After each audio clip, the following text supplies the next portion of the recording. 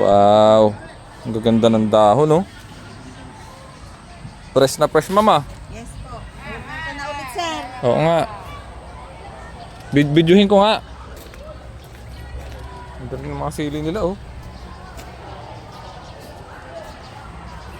Oh. Ganda, oh.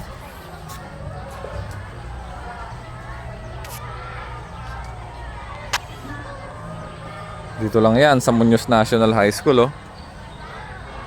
Bali na harvestan na kasi yan kaya medyo nabawasan na. Oh. Videohin ko lang po.